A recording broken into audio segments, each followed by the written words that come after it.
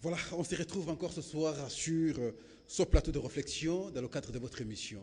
Parce que vous savez que c'est ici qu'on réfléchit, en tout cas objectivement pour l'intérêt de la nation. Ici, d'abord, ici, pas ailleurs.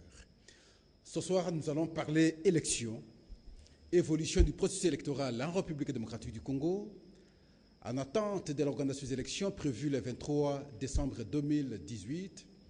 Ça pose problème. Du côté de l'outil qui va nous accompagner pour l'organisation des élections, ça veut dire la machine à voter. Le débat est encore là, le consensus n'est pas encore dégagé. Qu'est-ce qui va se passer? Vous avez suivi aussi la position de la Corée du Sud à travers son ambassadeur ici en République démocratique du Congo. On va évoquer cette question.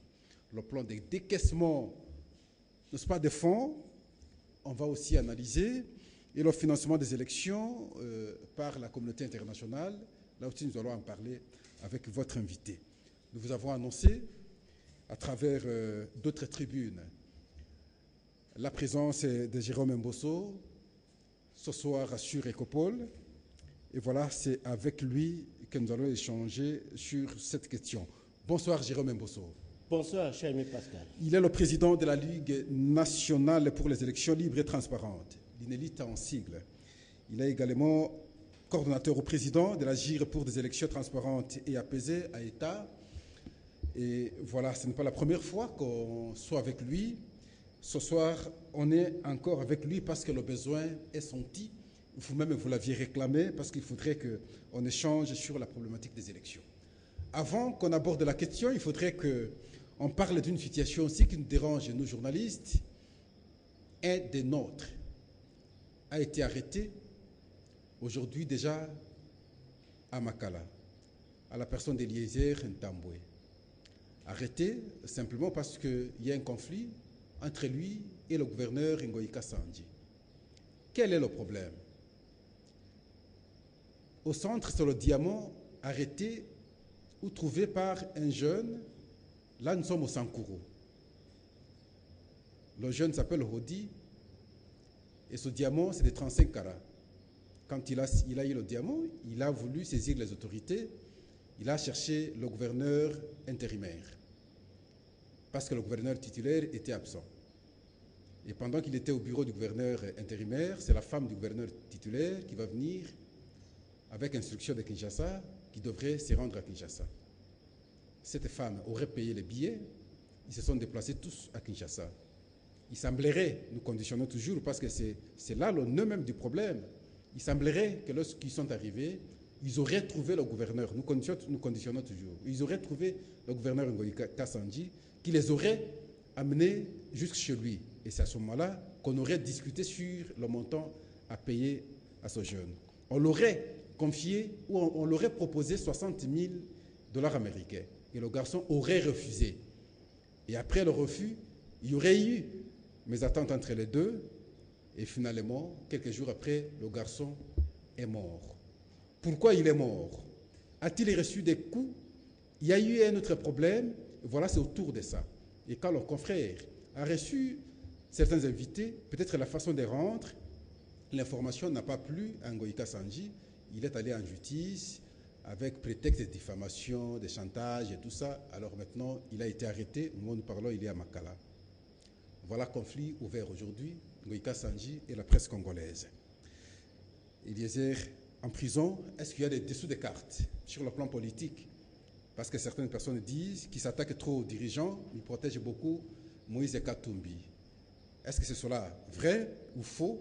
Mais nous pensons que la justice fera son travail, pourra donner raison à celui qui a raison, donner tort à celui qui a tort. Mais la petite question que nous posons à Ngoïka Sandji, c'est de nous dire qu'est-ce qui s'est effectivement passé? Est-ce qu'il y a eu réellement un diamant de 35 carats? Est-ce qu'il est concerné? Est-ce que le propriétaire du diamant serait déjà décédé? Qui nous éclaire sur tout ça et pour que l'opinion aussi soit fixée. Et voilà. Ce soir, nous allons échanger, pas sur cette question des diamants, nous allons parler élection parce que c'est la vie de la société qui nous concerne. La vie de toute une nation, le combat sur le sauvetage de la démocratie. Il faudrait penser à l'organisation des prochaines élections. Le choix surtout aujourd'hui, Jérôme Mbosso, a été justifié par la demande de la population. Après les révélations ou après la position de la Corée du Sud sur la question de la machine à voter. Je vais lire la position de la Corée du Sud. C'était le mardi.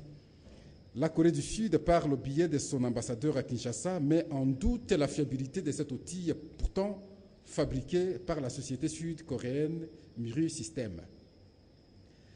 Séoul estime, à travers Jeune Afrique, que l'utilisation, c'est autre volet aussi, de ces machines pourrait donner au gouvernement congolais un prétexte pour des résultats indésirables liés aux élections, notamment le retard additionnel de la tenue des élections et aussi le danger de devenir une cible de critiques.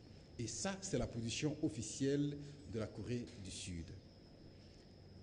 Le rapporteur de la CENI va réagir, je vous donne toutes les informations, que la Corée agit parce qu'elle est instrumentalisée par les Occidentaux. Cette question de la machine, dès lors que le consensus n'est pas dégagé, comment vous la jugez? Merci, cher ami Pascal. Merci aux nombreux téléspectateurs de cette émission Ecopole, qui a toujours été une des meilleures émissions, qui est toujours à la pointe de l'actualité, à la pointe de l'information. Et merci aussi de l'honneur que vous me faites de venir une fois de plus sur ce plateau de télévision pour éclairer l'opinion sur la controverse de la machine à voter. Tout d'abord, la machine à voter, c'est quoi? C'est un outil, un support informatique qui aide l'électeur à voter. Ce support informatique est équipé d'un scanner, d'une imprimante et d'un écran tactile pour que l'électeur puisse entrer et voir son acte. C'est ça la machine à voter. C'est la forme d'un poste téléviseur avec autant de pouces, 25-30 pouces. Et ça permet à faire voter l'électeur.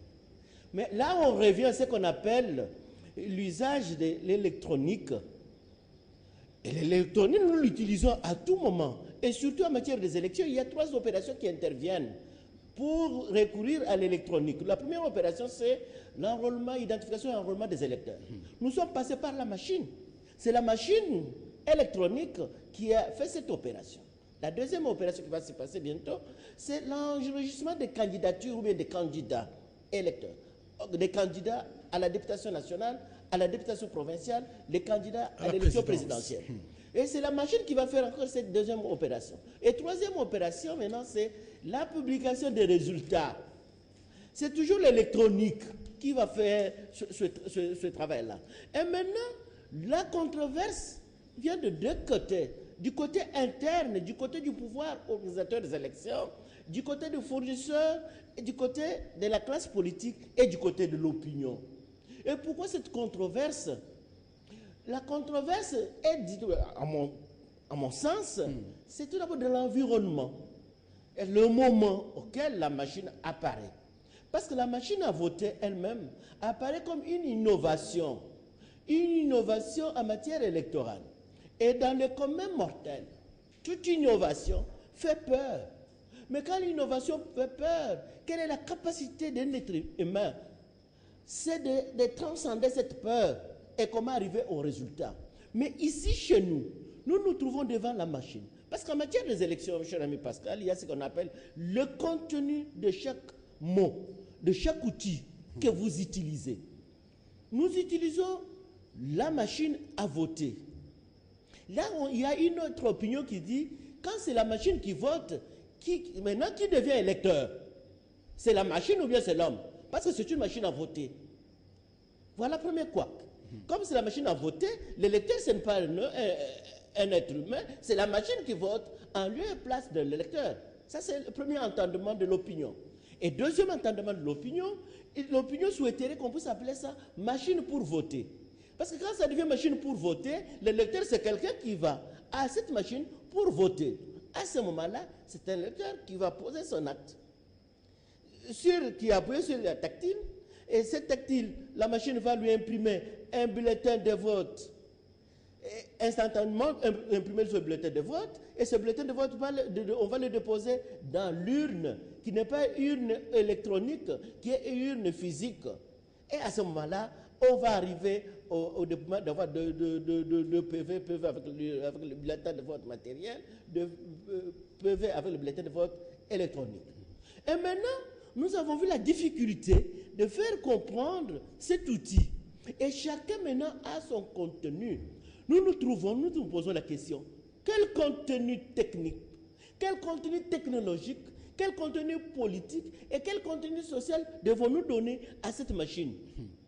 Et vous voilà, et chacun donne maintenant son contenu. L'opinion, l'homme de la rue vous parle machine à voter, à tricher, à voter, ainsi de suite. Et la CENI vous dit que c'est un outil indispensable qui va nous faire gagner de temps, en facteur temps, facteur moyen financier et en facteur publication des résultats. Et vous voyez maintenant, et quand nous nous trouvons devant cette situation, nous revenons maintenant aux fournisseurs. Muri System, une société, une firme sud-coréenne qui va nous fournir le machine. Mais nous savons que nous avons fait les élections en 2006. Nous avons fait les élections en 2011.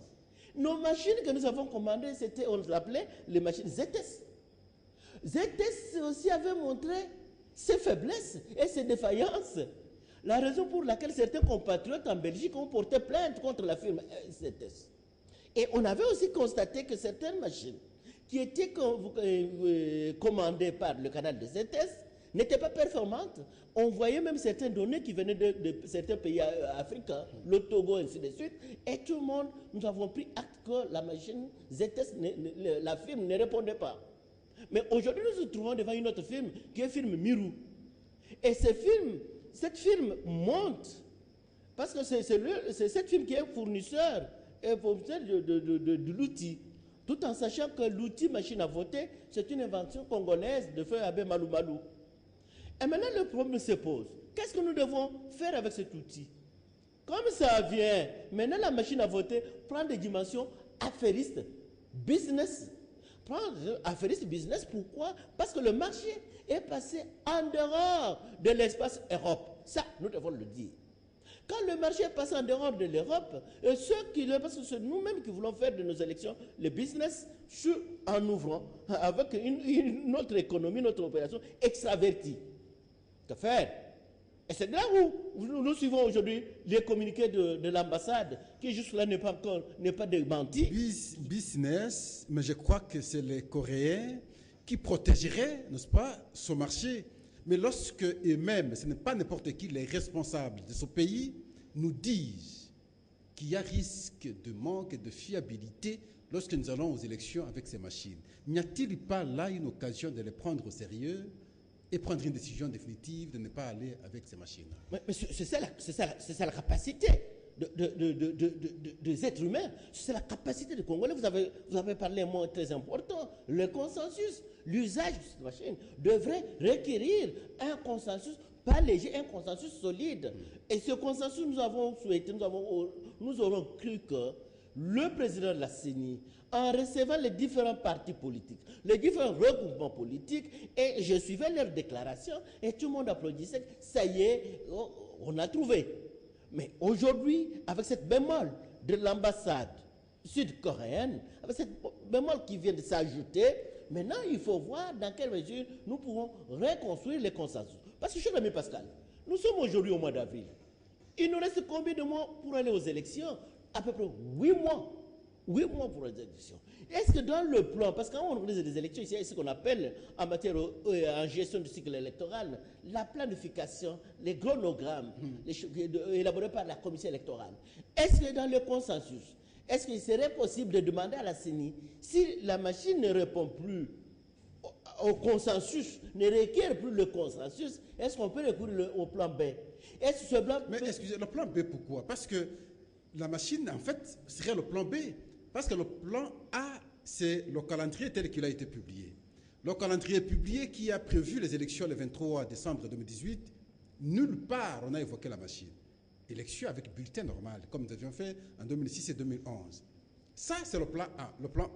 Mais plan B, c'est la CENI qui vient de surprendre les gens avec la machine à voter. Aujourd'hui, il y a contestation, on ne s'est pas dégagé le consensus. Oh, je suis d'accord. On peut revenir au plan traditionnel. Disons, plan traditionnel et plan B. Voilà, la problématique des concepts. Oui, plan traditionnel, il était prévu, on peut arriver. Et en mettant le 2 sur la balance, le plan traditionnel et le plan B avec la machine à voter, est-ce que nous parviendrons, nous arriverons à la date au rendez-vous du 23 décembre 2018 pour l'organisation de 3 scrutins présidentiels, députation nationale, députation provinciale? C'est ça la question. Mais là, il faut poser le problème maintenant aux intelligences de la nation de pouvoir apprécier de façon consensuelle. Et maintenant, on trouve solution. Oui, c'est le problème, il faut le poser. Mais aujourd'hui, si la machine est conçue, ce n'est pas la première fois. Moi, j'avais assisté aux premières élections multiraciales en Afrique du Sud.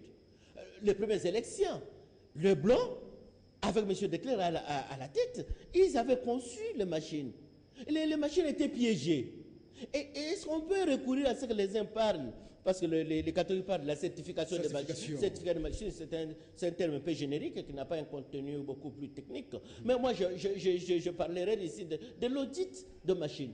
Audit, ce n'est pas le nombre. Audit de machines, à ce niveau-là, on doit auditer le logiciel.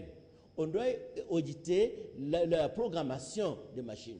Et si on doit auditer ces outils-là, quand bien même c'est déjà bientôt, la CENI va repasser la commande, comme les machines allaient venir ici au Congo, on dit d'accord, c'est comme les Sud-Africains qui venaient de l'apartheid, ils se sont mis d'accord pour dire on doit auditer ces machines.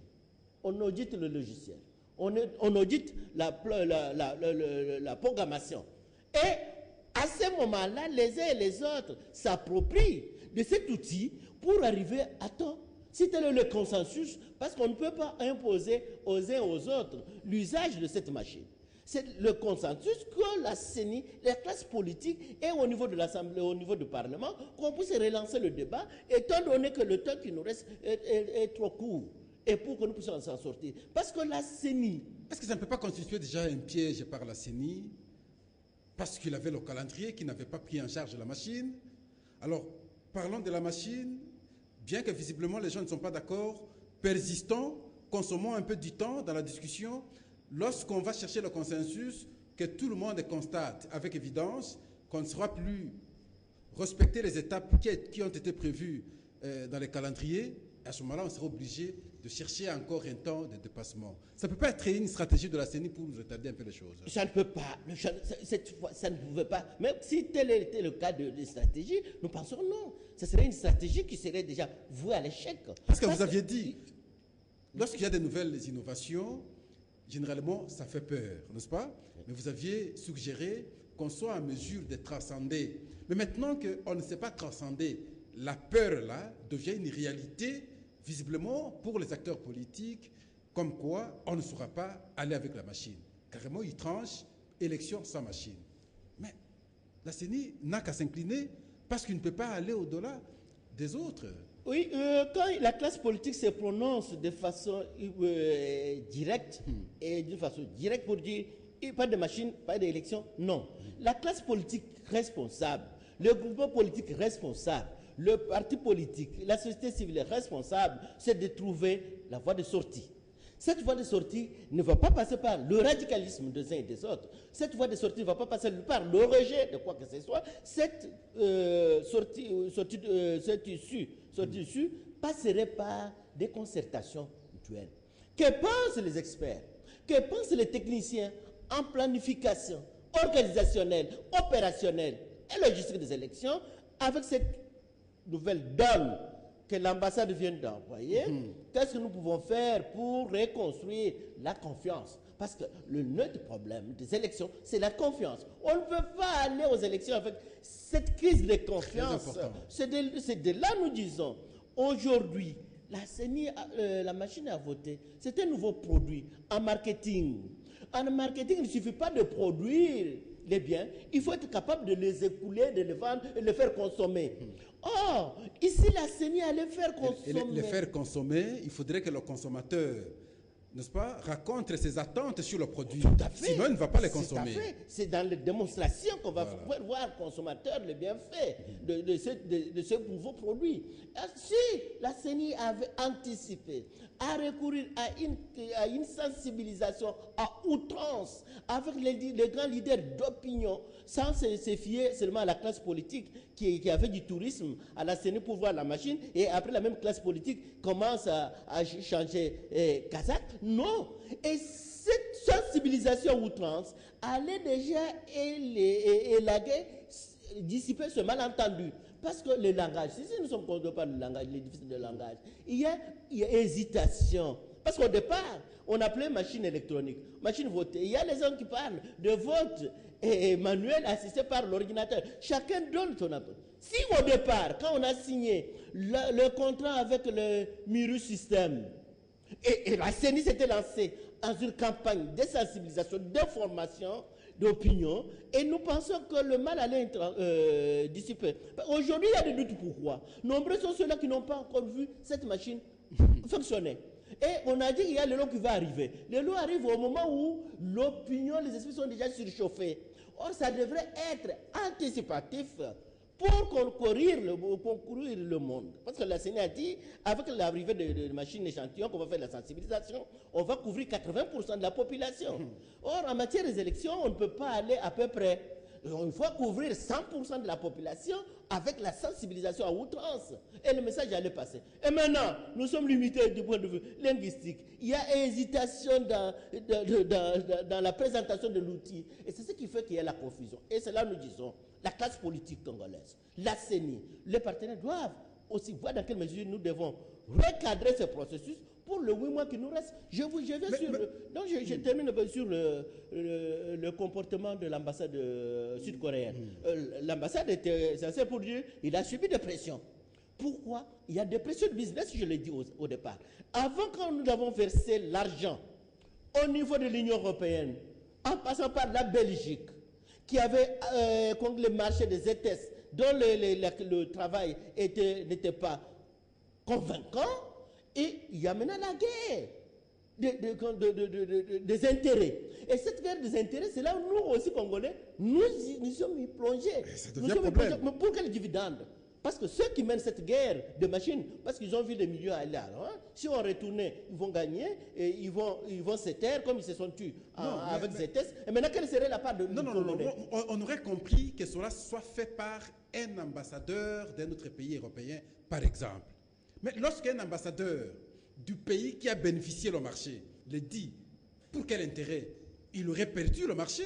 Mais maintenant, lorsqu'il le dit, ça veut dire qu'il y a quelque chose. Et d'ailleurs, ça a déjà semé le doute dans tout ce qu'on aura produit comme résultat à travers les machines en question. Mais je crois que c'est le temps aujourd'hui de trouver une solution simplement, de se débarrasser des machines. Oui, la solution doit être trouvée avant le 23 décembre. C'est pourquoi nous disons, nous ne devons pas nous éterniser dans le débat des machines, qu'une option politique soit levée à temps. Alors, et qu'on ne puisse pas attendre en dernière minute pour que quand les gens pensent que si la CENI se cramponne à cette machine, parce qu'on a eu à entendre par le passé le président de la CENI dire sans machine, il n'y aura pas élection le 23. C'était trop tôt, précipité de l'avoir dit. Les gens disent, s'ils veulent les machines, c'est parce qu'ils veulent trouver solution, n'est-ce pas, pour compte de la majorité présidentielle au pouvoir. Et voilà pourquoi la seule possibilité de frauder stratégiquement l'élection, c'est par les machines à voter. Voilà pourquoi le président de la CENI surtout veut à tout prix que les élections s'organisent avec les machines à voter.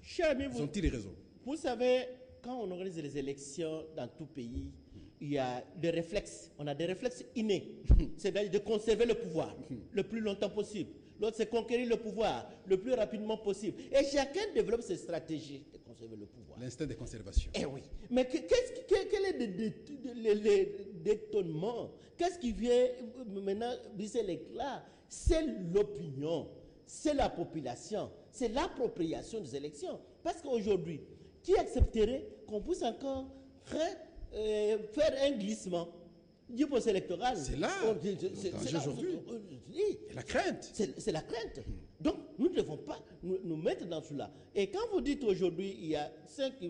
La fraude vient, même quand on fait le vote manuel. On a fraudé en 2006. on a fraudé en 2011. En 2018, la fraude a toujours été, sera au rendez-vous. Parce que la fraude électorale, c'est comme l'oxygène que chacun respire. On fraude à tous les niveaux.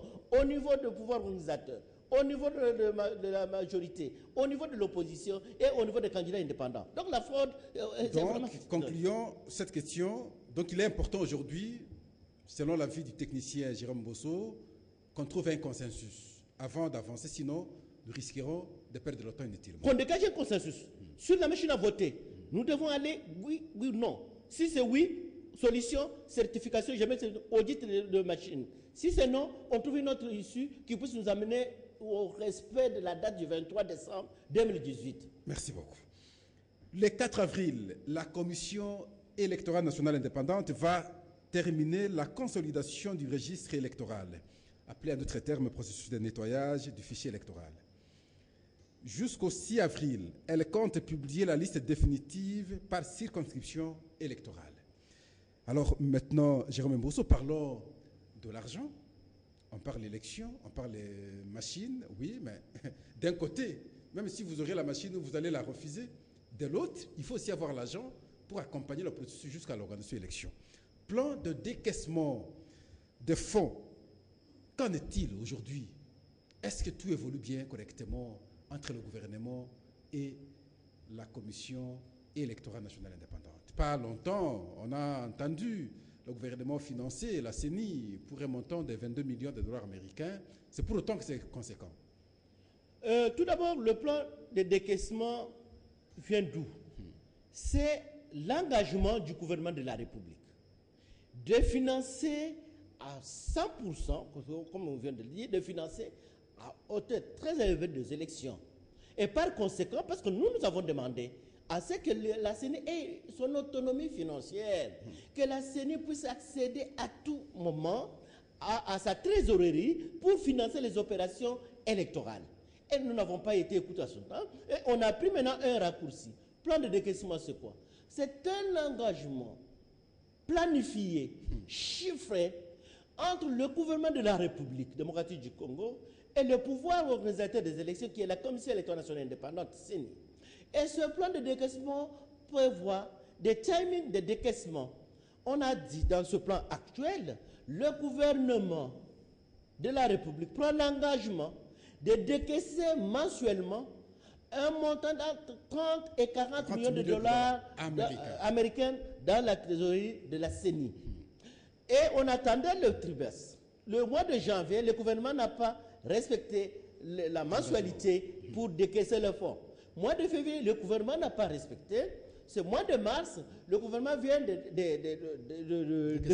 débloquer plus de 22 millions. Ça n'a même pas été 30 aussi. Ça n'a pas été 30 et 40 millions. C'est qu'on voit, on apprécie tout d'abord la volonté du gouvernement de disponibiliser déjà ce fonds, mais tout en lui disant que ce fonds, vous l'avez disponible avec un retard de 2 mois et avec un montant qui est inférieur au montant convenu. Voilà. Et ça aura impact sur le financement des opérations qui étaient planifiées dans le plan que nous appelons dans le chronogramme des activités de la Commission électorale nationale indépendante.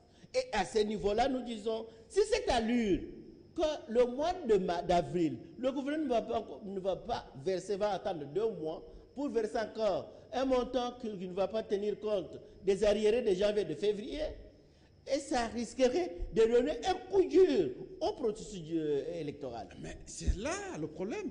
Je reviens à ma question. Est-ce qu'on ne va pas parler de la complicité entre le gouvernement et la CENI, parce que la finalité, l'argument qui sera avancé, c'est quoi? Manque de financement pour l'organisation des élections. Le gouvernement ne sera-t-il pas responsable? Et la CENI aussi responsable, parce que les deux n'auront pas trouvé solution à cette question de financement à temps pour connaître les élections à la date convenue. Non, ici, nous saluons la volonté du gouvernement. Non, mais une volonté tardive, avec un retard, malheureusement, de 60%. Nous saluons la volonté du gouvernement et la volonté de la CENI d'aller de l'avant avec le processus électoral. Mais ce que nous disons aujourd'hui, le gouvernement, s'il va faire encore le décaissement pour le mois d'avril, qu'il tienne compte mois des arriérés de janvier et février. Parce qu'aujourd'hui, l'argent ne va pas nous manquer. Dieu merci, Dieu a compris nos prières. Le cours de nos matières précieuses, le cobalt, qui évalue, qui tend vers $100 000 la tonne. Donc, nous avons l'économie, notre économie est en train de bien respirer, est en train de traverser une période de vache grasse. Donc, le gouvernement aura tout intérêt à récupérer son retard parce que je répète les conséquences. C'est comme un joueur, nous avons fait, c'est comme un joueur de football. Vous ne nous donnez pas de repas régulier 3 fois par jour. Vous attendez à 3 jours de match, vous nous soumettez à une dictature alimentaire, de manger même 4 fois par jour, il devient trop lourd. Et sur le terrain, le rendement sera inférieur, sera pas médiocre, mais inférieur. Comment vous voyez l'attitude du gouvernement? Est-ce que c'est par dessein ou par manque? Ce qui a été planifié comme tel, parce que nous avions connu beaucoup de reports. Avec vous, nous avions dit il sera un peu difficile de faire avaler encore à la population autre report. Mais vous savez que nous avions beaucoup reporté. L'OTAN n'est pas notre allié. Non. Vous êtes au gouvernement, vous mobilisez l'argent. Et vous faites passer 1 mois sans financer, 2 mois sans financer. Mais quand vous financez 1 mois, c'est des tapages à travers tous les médias. Est-ce que ce n'est pas fait à dessein, par exemple? À cette étape, nous ne pouvons pas porter un jugement des valeurs. Les faits sont tangibles. Oui, les faits sont là. Les mois sont passés sans... Mais c'est à nous maintenant de nous engager, de faire pression sur le gouvernement de la République, de faire pression. Parce que quand les uns parlent des élections et les autres contestent, les autres critiquent, ça constitue l'expression des uns des autres, de voir les élections se tenir. Mais il ne suffit pas d'organiser les élections, parce que les élections ne sont pas une solution à nos problèmes. Mais il faudra anticiper la confiance mutuelle entre les acteurs clé du procès électoral, entre le gouvernement, parce que le combat qui est ici, c'est le combat qui est le gouvernement, la société civile, l'opposition, la majorité et la communauté internationale. Parce que certains partenaires de la communauté internationale, qui viennent de perdre le marché de kits, de machines à voter, ils tirent aussi sur des ficelles. Certaines classes politiques, opposition, majorité, qui ne sont pas prêts du point de vue santé financière. Ils prient, ils frottent les mains pour que les choses ne puissent pas aller de l'avant, pour que les élections ne puissent pas avoir lieu à la date du 23. Or, nous disons, nous le répétons, nous ne cessons jamais de le répéter qu'à la date du 23 décembre 2018, pour l'organisation des 3 scrutins, cette date est déjà figée. Donc, personne ne peut prétendre, par des manigances, à ce moment-là, on va établir les responsabilités des uns et des autres. Qui sera responsable cette fois-ci? Nous avons connu les glissements qui était contenu même dans la résolution du Conseil de sécurité pour dire les élections congolaises doivent se tenir dans le délai constitutionnel. Et malgré la résolution, les élections n'ont pas été organisées dans le délai constitutionnel. Nous nous trouvons maintenant devant l'accord qui nous demande de faire 3 scrutins, une seule séquence, et avec l'implication organisationnelle, logistique et opérationnelle. Donc, nous disons aux politiques, avant de poser l'acte, il faut réunir tous les éléments contextuels. Vous parlez des politiques et dirigeants. Ce sont eux qui vont porter la responsabilité totale et absolue. Parce que la question des financements, vous n'allez pas la poser à ceux qui ne sont pas au pouvoir quand même. Oui, en matière des élections, tout le monde peut porter la responsabilité. Les financements spécifiquement. Oui, là, c'est à l'échelon, à chaque échelon. C'est vous qui devez donner l'argent. Vous, opposition, majorité, parti politique, c'est vous aussi qui devez conscientiser la population, faire aussi pression. Non, nous parlons d'abord de l'argent, parce que la CENI doit avoir l'argent. Avant qu'on fasse autre chose, il faudrait que la CENI ait l'argent. La CENI ne peut avoir l'argent. Doit avoir l'argent. Lorsque le gouvernement ne donne pas, n'est-il pas lui le premier responsable du retard qu'on aura enregistré? Nous allons le responsabiliser. S'il ne parvenait pas à donner régulièrement, nous allons le responsabiliser. C'est à ce moment-là le gouvernement qui va endosser la responsabilité d'avoir pas financé à temps le procès électoral. On finance 22 millions, bien que peu, par rapport au montant convenu. Bien que tard, parce que 2 mois passés, on n'a pas financé Jérôme Mbosso. Mais voilà un argument de fierté. Les élections seront organisées par les Congolais. C'est un attribut de la souveraineté. Bon, peu importe, on n'a pas besoin de l'aide extérieure. Est-ce que le financement extérieur est encore important? Est-ce que c'est possible? Ou nous pouvons nous-mêmes prendre en charge les élections?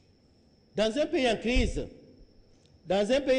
de confiance, comme la République démocratique du Congo, le financement extérieur devient important dans certains cas.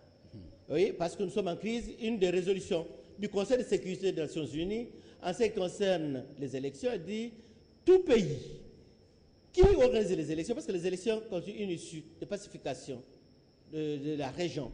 Et tout pays qui organise les élections, la communauté internationale des Nations Unies peut apporter une assistance matérielle, financière et humaine, si ce pays le demandait. Ça, c'est pour quand il y a des crises. Mais s'il arrivait que le gouvernement est en mesure de financer les élections, il le fait. Mais ici, parce que nous sommes dans une situation anormale, tout en répétant que les élections congolaises que nous voulons organiser sont des élections atypiques. Mais si nous étions dans un environnement classique de nos élections, mais s'il arrivait que le gouvernement dit je ne veux pas l'aide extérieure, oui, gestionner Pascal, gestionner l'Amérique, l'Asie, l'Afrique. Et j'étais curieux de demander à chaque pays, quand j'étais aux élections d'Obama, j'ai demandé qui a financé les élections américaines. J'ai dit, ce serait une injure si on doit recourir à un financement extérieur. Ils ont des moyens Pas seulement le moyen. Non, ça entre de la culture, de la respectabilité d'une nation, de la souveraineté d'une nation. La France a organisé avec Obama, pour Obama soit élu président, n'a pas demandé l'argent. Donc, dans tout le pays normal, en situation normale, on recourir au financement extérieur. En situation normale. Recourir à un financement extérieur, c'est une injure. Mais nous sommes en situation anormale. Nous sommes en situation normale, mais il peut y avoir un dépassement, un sursaut pour dire, c'est parce que c'est comme chez vous, d'où tout le temps on mange chez vous, on dit aujourd'hui chez moi Pascal, mes enfants n'iront plus manger ailleurs. Quand bien même je suis fonctionnaire impayé, mais mes enfants n'iront plus manger ailleurs. Préparer ne fût-ce que les légumes, mais sans sel. Vous avez pris sans sel que les enfants mangent. Mais si vous n'êtes pas en mesure de trouver ne fût-ce que les légumes, mais sans sel, non, les enfants feront quoi? Là, ça pose des problèmes. Et vous savez, la conséquence, c'est dans une famille comme ça, les enfants deviennent délinquants. Voilà. Mais nous disons, aujourd'hui, nous devons aller avoir le gouvernement au mot, de prendre le gouvernement au mot. Monsieur le gouvernement, monsieur et madame membres du gouvernement, c'est une bonne chose, c'est une fierté pour nous de voir que nos élections ne seront pas financées par l'extérieur et nous-mêmes mettez du paquet. Commencez d'abord par réparer janvier, février, vous financez. Nous serons respectés. Mais vous savez ce qui nous amène maintenant aux élections? Tout le monde financement des élections. Pourquoi? Parce qu'aux États-Unis, en France et dans d'autres pays, quand même le pays devient démocratie, vous ne verrez pas quelqu'un de marché. Moi, je vais sur Corée, je vais vous fournir tel marché. Pourquoi le marché vient de chez nous? Parce que nous n'avons pas fait le recensement. Nous n'avons pas la maîtrise de fichier d'état civil. Nous n'en avons pas. Combien sommes-nous? Kinshasa, nous sommes combien? Nous ne connaissons pas. Aussi longtemps que nous n'avons pas fait le recensement, nous allons toujours recourir au fichier électoral, nous allons recourir aux commandes de kits et tous les affairistes, tous les businessmen, États, organisations internationales, tout le monde va s'affairer. Je reviens à la question. Qui est responsable, même lorsqu'on n'a pas le recensement? Nous avions eu ce débat en 2005, simplement parce qu'il y avait une raison pour atteindre un objectif politique. Ouais. On a parlé de recensement. Ouais. Mais maintenant que la CENI fait son travail, on peut avoir les élections en 2018. Ouais. Mais pourquoi ne parler pas du recensement de l'autre côté, de façon que lorsqu'on aura les prochaines élections, que tout soit corrigé? Regardez maintenant la responsabilité et le malin de l'homme politique. Pourquoi on n'évoque pas la question du recensement aujourd'hui pour envisager l'organisation simplifiée des élections à venir après 2018? Parce que vous savez, l'argent qu'on dépense pour les kits, les Sud-Coréens, aller chez ZS, chez les Belges, c'est beaucoup d'argent qu'on devait mobiliser pour le recensement. Et pour mettre fin aux prochaines élections qui viendront après 2018, vous verrez encore telle firme qui va venir le marché. Mais si nous-mêmes nous connaissons, nous avons notre paquet du poids démographique de chacune de nos provinces. Et nous allons faire les choses. Et ça va nous coûter moins cher. Mais parce que tout le monde est impliqué dans les réseaux mafieux. On met le recensement de côté, on privilégie les kits, et tel pays, tel ambassadeur fait un communiqué pour dire, voilà tel que vous avez. Mais sous d'autres cieux, quand on organise les élections des pays qui se respectent, oui, vous êtes un étranger, vous vous ingérez dans ces histoires. On prend 48 heures, vous quittez le pays se respecte le pays se respecte par quoi, Jérôme Bosso? C'est par l'agir de ses citoyens. Mais maintenant, c'est l'agir de nos citoyens qui pose, de ses dirigeants en même temps. Quand vous voyez l'agir des responsables de la CENI, ça crée un doute. On se pose la question, est-ce que nous avons des gens responsables? Quand vous regardez l'agir des dirigeants, ceux qui sont au gouvernement, ça crée un doute. Et voilà pourquoi le pays est dans cet état. Le responsable s'appelle citoyen congolais dirigeant. Ce n'est pas ça? C'est ça, l'étape de responsabilité. Nous disons, il y a partie prenante. Le gouvernement, en tant que institution a sa responsabilité. La CENI a sa responsabilité. La classe politique a sa responsabilité, toutes tendances confondues. Nous, organisations de la société civile, nous avons notre responsabilité. Est-ce qu'il va continuer, qu'on continue à se tirer? Non, arrêtons. Regardons-nous en face. Votre responsabilité en tant que société civile dans l'organisation des élections, dans un contexte où nous avons le calendrier, où le gouvernement doit financer, ne finance pas, votre responsabilité, c'est à quel niveau? C'est au niveau de sensibiliser l'opinion. C'est que c'est machine à voter. C'est nécessaire d'avoir une machine à voter à l'heure qu'il est. Qu'est-ce que c'est élection? Pourquoi voter? Comment voter?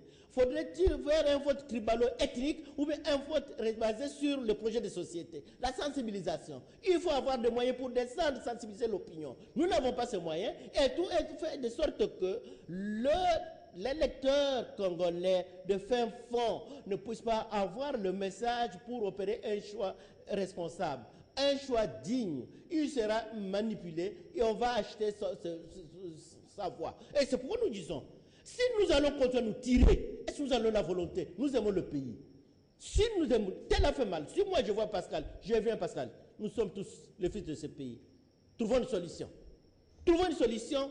On encadre le processus électoral pour que le rendez-vous du 23 décembre ne puisse pas être un rendez-vous raté. Parce que nous serons jugés par l'histoire. Nous ne connaissons pas les conséquences de ce qui va se dérouler. Là, vous êtes un citoyen normal quand vous réfléchissez comme ça. Mais les politiques, Jérôme Mbosso, ne sont pas des citoyens normaux. C'est là le problème, parce que d'abord, c'est l'intérêt qui est placé au premier plan. Et quel intérêt? Les intérêts privés. Et on les ramène à la raison. Et c'est pourquoi l'opinion, pourquoi dans la plupart, l'opinion pèse. On gagne le pouvoir avec l'opinion. On défait le pouvoir avec l'opinion. Mais avec notre opinion, lui va comprendre le message pour dire non, cette fois-ci, je dois revenir et je dois rentrer à la raison. Parce qu'aujourd'hui, je le répète, qu'on ne puisse pas montrer, comme on nous a dit, on fait les élections quand nous étions à Sun City, nous sommes à rentrer de Sun City. J'ai posé la question aux partenaires de la communauté internationale. Il faut qu'on commence par les locales. Non. On trouve les solutions. C'était quoi? C'est d'avoir déjà un président, le Parlement, un point entrée, le reste pour signer les contrats, ainsi de suite. Et aujourd'hui, nous sommes encore à la case du départ. Pourquoi nous devons toujours être dindons dans la farce, même pour nos marchés des élections? Si aujourd'hui, je suis allé dans certains pays africains, qui ont refusé même le financement de la communauté internationale, qui ont refusé d'imprimer même leurs bulletins ailleurs. Pourquoi nous imprimons nos bulletins de vote ailleurs? Pourquoi nous devons avoir des urnes qui viennent de l'extérieur? Nous-mêmes, nous sommes capables de le faire. Mais nous disons, pour mettre fin à ces réseaux mafieux, internes et externes, nous devons nous assumer et faire une opinion. Et cette opinion-là va faire que le 2018, on fait les élections. Après 2018, comme sur le recensement, on construit un fichier électoral et il n'y aura plus des opportunistes qui vont nous faire des déclarations. Voilà. Je comprends que vous avez posé le problème de la moralisation de notre classe politique et de notre société. Notre agir pose problème à tout point de vue, et ce qui fait que lorsque nous posons des actes sans morale et nous nous comportons de la manière que nous comportons, nous devenons tous anormaux et la société dysfonctionne. La société ne sait pas fonctionner, alors qu'ailleurs, les gens sont consciencieux, lorsqu'ils posent leurs actes, permettent finalement que la société puisse fonctionner. Et exemple à prendre, pour les temps à venir en République démocratique du Congo. Jérôme Mbosso, on est pratiquement à la fin, mais le processus continue toujours à faire peur. Qu'est-ce qu'il faut aujourd'hui? Vous aviez parlé du consensus, mais qui n'arrivait pas? Les deux camps politiques ne s'entendaient pas. Même la société civile avec les politiques, il n'y a pas courant. Mais l'élection pointe à l'horizon. Mais avec doute, qu'est-ce que nous devons aujourd'hui faire pour que ce calendrier soit respecté, les élections soient organisées et que les choses puissent passer normalement? Qu'est-ce qu'il faut? Ce qu'il faut... Et on termine l'émission par là. Nous ne pouvons pas aller aux élections dans un environnement agité pour arriver aux résultats des élections apaisées. Non. Si nous allons aux élections avec cet environnement agité, c'est ce que j'avais conseillé les amis centrafricains, parce que toute l'opinion non, après le départ de Bozizé, ainsi de suite, les élections vont trouver une solution. Est-ce qu'on a trouvé la solution en République centrafricaine? Non. Et ici aussi, est-ce qu'on va trouver les solutions pour nous? Non. Le problème, c'est quoi? Le problème, c'est mettre fin à la crise de légitimité de nos institutions et de leurs animateurs.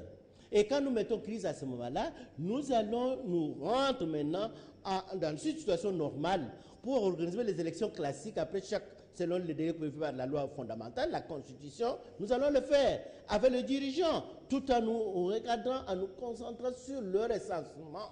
En mettant le recensement, nous allons bouter dehors tous les opportunistes qui viennent avec des marchés de quitte, ainsi de suite. Et de là, nous allons recouvrer notre souveraineté. Notre souveraineté, vous ne verrez pas, je n'accepterai pas que chez Pascal, une personne de l'extérieur, même si les membres de CCTV passent à la maison donner des ordres. À ce nous n'allons pas nous faire respecter. C'est ridicule, c'est humiliant que nous assistons aujourd'hui au ping-pong de machines à voter et tout le monde entre dans la danse. Et c'est un conflit d'intérêts entre le bloc occidental et le bloc. L'ambassadeur l'a reconnu, on fait pression sur lui. Et si le marché était passé, on n'allait pas faire pression. Le marché sur le dos des Congolais. Est-ce que nous devons toujours comprendre? Parce que nous appuyons, tel a dit. Parce que quand on va donner le marché à l'autre, il va avoir des millions, vous aurez quoi, Congolais? Donc nous devons nous assumer, ne pas consommer n'importe quel discours, prenant même de l'extérieur, parce que ça vient de l'extérieur, et nous assumer, nous dire que faire face à la controverse des machines à voter. Trouvons une solution pour que cette date du 23 soit respectée et pour pacifier les esprits. Mais si nous allons partir avec cette loi, on va se poser la question, à quoi servit l'organisation des élections, à quoi servit tout ce qu'on a mis comme énergie, comme moyen. Et c'est là où j'appelle à la CENI de faire d'urgence, de monter une sensibilisation avec les leaders d'opinion, ne pas se fier avec la classe politique à laquelle il a fait confiance. Parce que mais là, c'est le conflit déjà. Non, s'il fait ainsi, il ne fait pas il ne peut pas mettre de côté la classe politique. Non, il devait mettre tout le monde au centre, et la classe politique, et la société civile, et tout le monde. Parce qu'aujourd'hui, on a l'impression, quand on se limite... Qui ira comme candidat? D'abord, il faut considérer que c'est les politiques. Les politiques. Et maintenant, lorsqu'ils ne sont pas d'accord à une procédure, entre autres ici, la présence de la machine. Mais je crois que la CENI ne peut que prendre sa queue, la mettre entre les deux parties, c'est fini. C'est un débat important, intéressant de la classe politique, c'est ce que nous disons. Mais comme s'il y a inversion maintenant, comme si c'est la classe politique, qui veut être dépendante de la CENI, alors que c'est la CENI qui serait dépendante de la classe politique. Il y a un adage qui dit, la CENI ne fait pas les élections pour les Congolais. La CENI fait les élections avec les Congolais. On fait les élections avec les Congolais. C'est là que nous disons, on doit prendre toutes les parties prenantes, classe politique, société civile, et on met dans le sac. Alors, moi, classe politique, je bouche mes oreilles, je refuse la machine à voter. On fait quoi? On refuse, mais oui, vous êtes responsable, votre point de vue est respectable. Mais donnez une solution, proposez. Quand vous refusez, proposez. La solution, le calendrier électoral est là. Enfin, le calendrier électoral est là, on a tout planifié, il n'y a pas eu machine à voter. Je dis, moi, c'est le calendrier électoral, je n'ai rien à voir avec votre machine à voter, je bouche mes oreilles, je ne veux plus entendre. On fait quoi? La planification de la CENI dit quoi? Ça va nous prendre combien de temps pour votre plan traditionnel? Si le temps va nous ramener... Mais le temps est là, parce que le calendrier est là, on respecte le calendrier. Si tel est le consensus des uns et des autres, si tel est le consensus des parties prenantes, ok, on y va. Parce qu'on ne puisse pas imposer aux uns et aux autres le processus électoral. C'est un processus électoral congolais, 100% congolais, et que nous devons y aller sans interférence, parce que nous disons la même classe, j'étais par là, la même classe politique qui a toujours fait des yeux doux à la CENI, risquerait de faire payer, nous avons eu des victimes, le docteur Daniel, le Wen de Dieu, docteur Daniel Moïmoulunda, a été payé en monnaie de singe par la même classe politique, d'une façon humiliante. Un ouais, docteur. Oui, c'est un Wen de Dieu. Wen de Dieu que je l'ai toujours respecté. Voilà. Donc nous devons nous assumer pour nos élections. Quelle solution, quel consensus pour la machine à voter, pour que nous puissions aller aux élections dans le délai prévu. J'aimerais qu'on navigue avec vous, mais pendant une minute avant de terminer, dans les temps. Et c'est que vous avez toujours fait, en tant qu'analyste, technicien de la matière. Le 23 décembre, moi je prends le 24 décembre, ça se passera comment dans cette ambiance? On ne va pas connaître le pire que c'est que nous avions connu en 2006 et 2011. Nous avons peur. Avec ça, avec cet environnement agité, le 24 décembre, ça sera pire. Et c'est là, ça va donner la raison à ceux-là qui pensent que pour prendre le pouvoir, ça ne sert à rien d'aller par les élections. Il faut passer par le raccourci, la violence. À ce moment-là, on va mettre de côté la culture de la conquête du pouvoir par les urnes. Et on va prendre par les armes. Dans peu de temps, on est excellence, on est honorable, ainsi de suite. Ce que nous ne voulons pas, nous devons barrer la route. Nous pensons que avec ces décors, le 24 décembre, avec un tel décor, ça sera pire que 2001. Finalement, à la fin de notre numéro que nous avons reçu pour vous, Jérôme Mbosso, nous l'avons annoncé, nous avions dit que c'est un technicien qui va parler de la technicité de l'organisation des élections. Vous avez suivi son point de vue, surtout sur cette question de la machine à voter qui oppose aujourd'hui les Congolais. Qu'est-ce qu'il faut? Il a proposé un consensus, mais qui tarde. Pendant que ça tarde, ça crée un retard. Qui sera responsable? La question que nous sommes posée. Nous avons responsabilisé d'abord le gouvernement, qui donne aussi l'argent tardivement, de façon aussi rare, un peu exceptionnelle, aussi incomplète à la CENI. Et aussi à la CENI d'écouter ce que aussi les autres disent. Que la guerre économique ou commerciale sur cette question de la machine à voter ne puisse pas influencer ou influer sur l'organisation des élections. Mais simplement, lorsque on s'oppose, il y a aussi possibilité de s'incliner parce qu'on ne saura pas aussi aller aux élections sans les autres.